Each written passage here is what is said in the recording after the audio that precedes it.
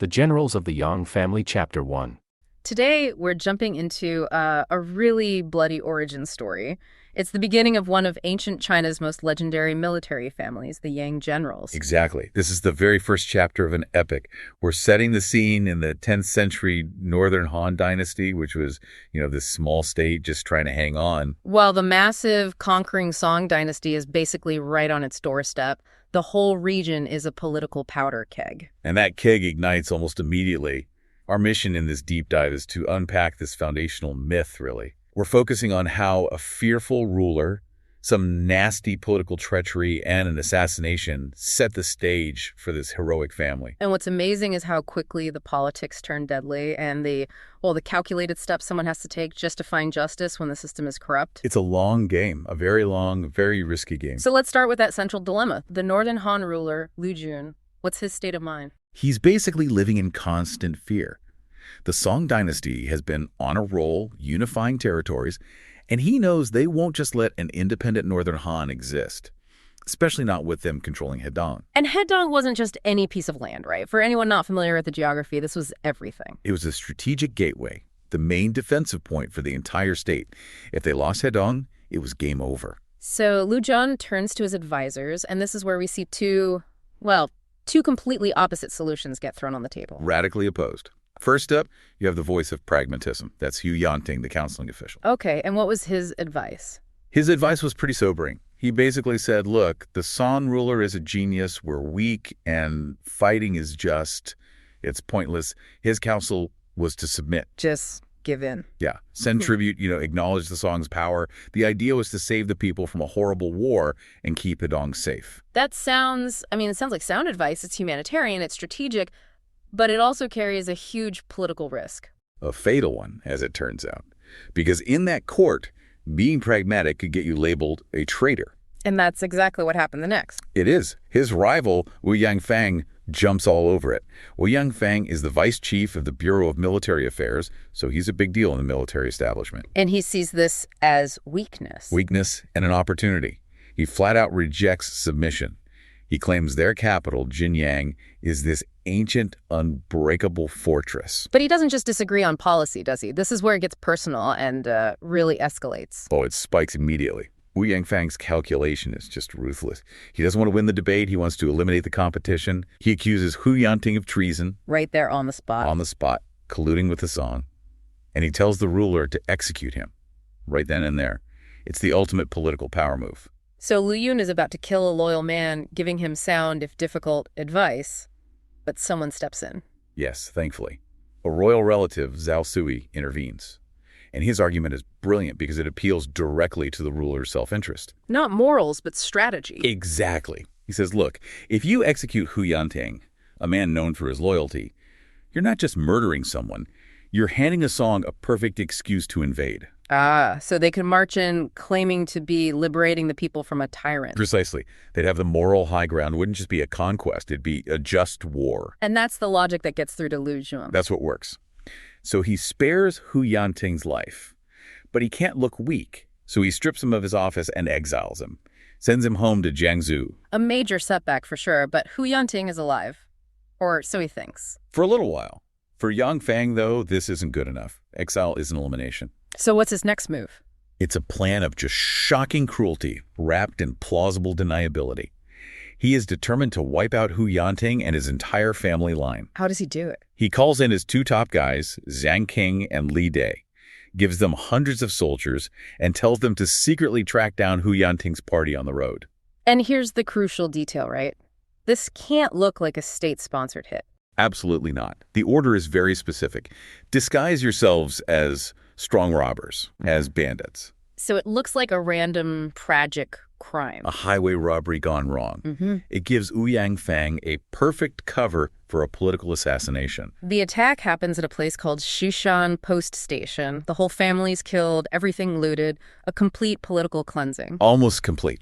Yeah. But the source gives us this one just shocking detail that changes everything. The survivor. The survivor. His concubine, Lady Lu. In the middle of the chaos, just out of sheer survival instinct, she grabs her infant son and hides in a latrine. Wow. She escapes with the child through, just pure humiliating luck. It's an incredible detail. Yeah. But the cover-up starts to unravel almost right away. And the irony here is just stunning. Who does she run into? She bumps into a minor local official, a clerk named Huyan, and when she tells him her story, he immediately knows what really happened. He connects the dots. Instantly, he tells her those weren't bandits. That was young King and Li Day. Those were Huyan Fang's men in disguise. So the truth is revealed to the sole survivor. Which confirms her worst fears and, gives her this desperate need for vengeance. But her ordeal isn't over. Not at all. She's just survived a fake robbery, only to get captured by real robbers. Real robbers. A second group, led by a man named Ma Zhang. But this is where fate, or the story, takes a very strange turn. Ma Zhang, the actual bandit chief, hears her story, and he's moved by it. Genuinely moved. This tale of injustice from the powerful, it resonates with him. So instead of hurting her, he offers her sanctuary. What kind of offer? He offers to take her to his manor. He promises her protection and makes this fierce vow. He says, if you raise that boy, I will help you get vengeance. And for Lady Lu, vengeance is the only thing she has left. It's all she cares about. Yeah. So she agrees. She's lost everything, but she's found this very, very powerful and unexpected ally. And then the story it hits fast forward. The text says something like, time like an arrow. Days and months like a shuttle. 7 years fly by. The boy, who Ma Zhang names Fu Lang, is raised as his own son. He gets an education, he gets training. And by the time he's a teenager, maybe 14 or 15, he's become a pretty formidable figure. He really is. This source gives us this amazing description of him. It says he has an iron-colored face, eyes like red rings.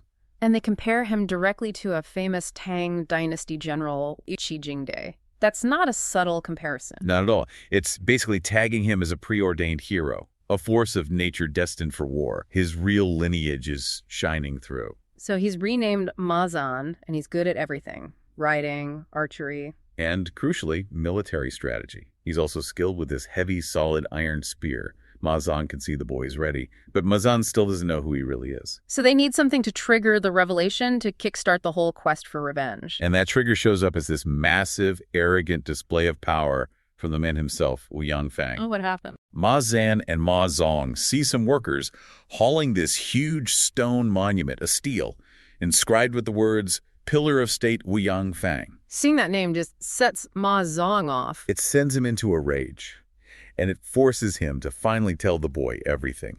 The 7-year-old pact, his real father's murder, the identity of their true enemy. How does Ma Zhan take it? He's obviously distraught, but he accepts it immediately. He is Hu Yunting's son, and he vows to get revenge right away. But Ma Zhang, the patient one, he pulls him back from the brink. Right. He says a direct attack is suicide. Huyan Fang is way too powerful, too well-guarded. You can't just charge in. They need a plan. They need strategy, not just rage. And conveniently, a solution basically rides into their lives. Literally. Ma Zhan's friend, Gang Zhan, shows up, and he just happens to have this incredible horse, the Black Dragon horse. And he was going to sell it to Huyan Fang, of all people. The very same man. But when he hears the story, he sees this as a sign, a chance for justice. He gives the horse to Ma Zhan. And with the horse comes the plan. It's a fascinating strategy, one that relies entirely on their enemy's ego. It's brilliant. It's a 3-step infiltration. Gang Zhang lays it all out. Okay, what's step 1? Step 1. Ma Zhan have to go and present the Black Dragon horse to Huyan Fang as this incredibly generous tribute gift. Butter him up? Exactly. Step 2. Huyan Fang will be thrilled, and he'll ask Ma Zhan what he wants as a reward. A high office, a title. Ma Zhan must refuse all of it. He has to reject the very thing any normal, ambitious person would want. Correct, which leads to step 3. Instead of high office, he must ask for the most humble job possible, to be a stable boy, a horse groom. But with one condition. To serve Huyan Fang personally. And that low status is the key to the whole thing. It's why it works. It makes him seem harmless, completely non-threatening, devoted. Huyan Fang's arrogance won't let him see the danger. And it gets him closer to his target than any high-ranking guard ever could. It gives him constant, direct access. The perfect, unmissable opportunity for an assassination. It's kind of like a Trojan horse situation, isn't it? It really is. He doesn't charge in. No, he uses flattery and a disguise. He goes to Hedong, shows up at Huyan Fang's place. But not as himself. No, under an alias. Ma Zhan. Says he's from this place, Magia Zhuang. It needed to sound plausible, believable. And he couldn't just show up empty-handed, right? Right. He needs something impressive. Definitely. The sources are specific here. He brings a gift, a magnificent horse really fast, a junji. Wow.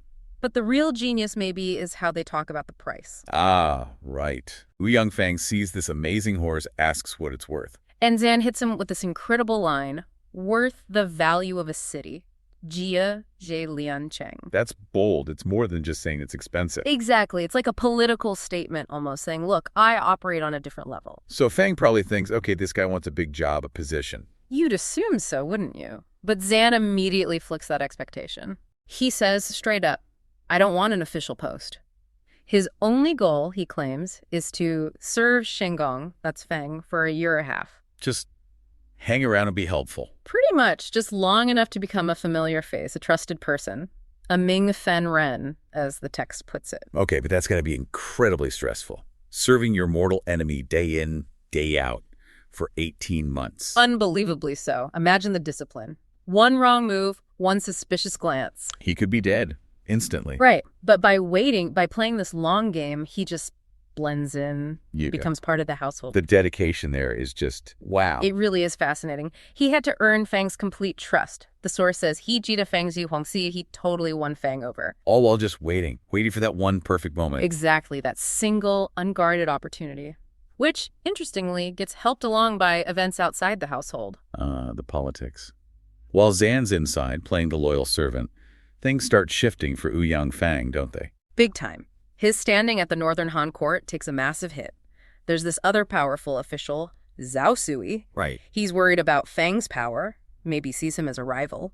So he advises the ruler, Liu Zhong, basically, you need to sideline this guy. And other officials agree. Yep. Generals like Ding Gi pile on, supporting the impeachment. So what happens to Fang? He gets demoted hard. Stripped of his rank as Prime Minister the Qingyang. It's huge. Huge. Down to a much lower regional role. Commissioner Tuan Lianxi. It's a massive public humiliation. And Fang doesn't take it well, I imagine. Not at all. His pride is wounded. He's too proud to serve in this lesser role, especially alongside Zhao Sui.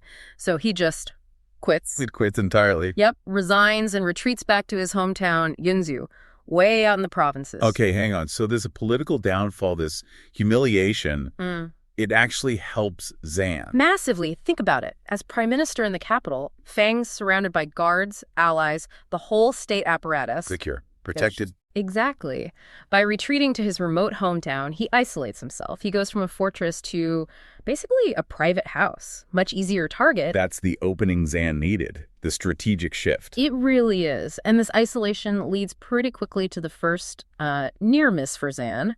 We jump forward about 8 months into his service, Mid-Autumn Festival. And the source sets this up dramatically, right? With poetry. It does. It describes Fang drinking, looking at the moon, and then it quotes the opening lines of that super famous poem by Sushi Shuidiao Getu. Ming yu jishi yu, ba ju wen qingqian.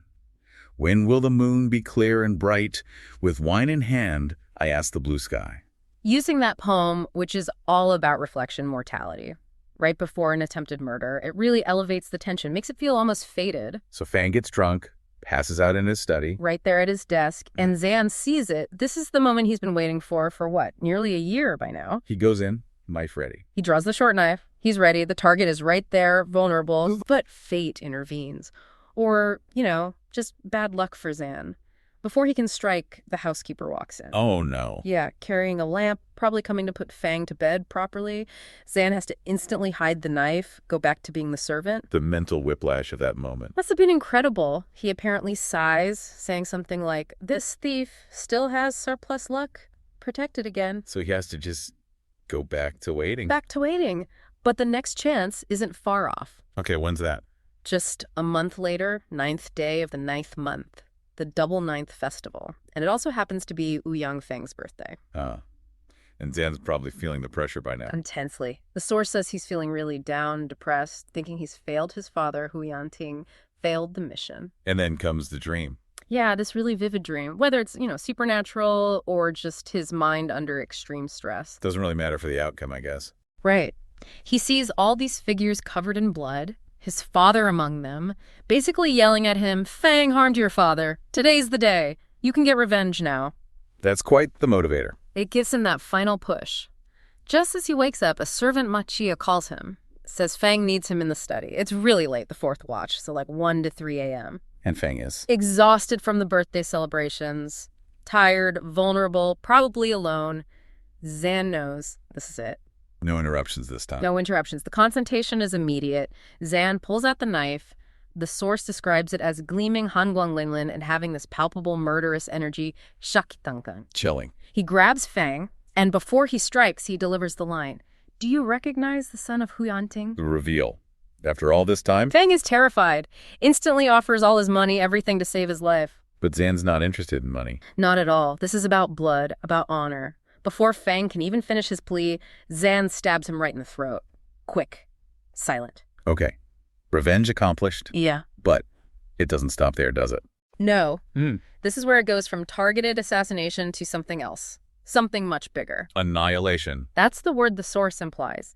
Zan doesn't just kill Fang. He goes into the inner rooms of the house, and he slaughters Fang's wife and his close relatives. Men, women. The text says 40 plus people. 40. 40 plus, until they are Jinji Tula, completely slaughtered, wiped out. Within the logic of that story, that vengeance code, It was necessary. apparently so. Yeah. The source even includes a poetic comment by someone named Jing Juan, basically saying this total wipeout, Quanjia Jingsha Shenhen, proves heaven's justice is now complete. So the logic is the crime was against Hu Yanting's whole family line, so the punishment has to erase Wu Yangfang's entire line. That seems to be the underlying justification in the narrative. It's about restoring balance, but in the most absolute, final way possible. Cosmic bookkeeping via massacre. Okay, so after this bloodbath, does he just run? Not quite yet. There's one person he spares, an old woman, and Lao Yu. She begs for her life, kneels down. And he lets her live. Yes, but then he immediately puts her to work, tells her to gather up valuables. Practicality amidst the carnage. Exactly. She loads up a cart for him, silk, gold, silver, cloth, jinbo. So while revenge was the goal, he's also funding his estate, making sure he has resources for life on the run. Smart. But then he doesn't just sneak away, does he? He leaves a message. A very public message. Before leaving, he takes some of the blood and writes a 4-line poem right there on the door, in blood. A poem, what did it say? The source gives the lines, roughly translating to something like, "My ambition's huge, like reaches the heavens, my old hatred. It's settled now. I definitely killed Wu Yangfang." And yeah, this whole thing is going to cause some major problems back in Hedong. Okay, hold on. Why do that? Why leave a signed confession in blood?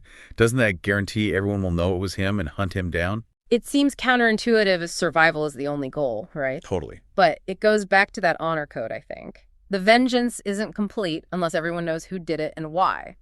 It's not just about killing Fang. It's about publicly restoring his family's honor.